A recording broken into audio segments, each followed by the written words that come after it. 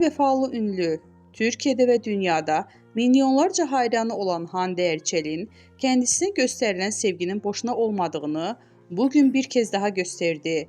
Akın akın özünü annesinin cenaze törenine giden Erçel, birçok ünlülerin katılmadığı törende kameralara öyle bir şekilde yakalandı ki, görenler Hande Erçel en vefalı ünlü çıktı yorumunda bulundu.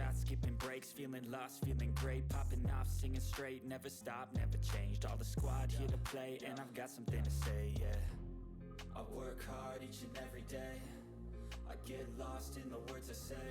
I don't push pause, no, I push play. I won't stop till I make a change. I withdraw on the things I make. I turn flaws into flawless traits. I build tall, never capped in space. I won't stop till I hear him say, la, la, la, la.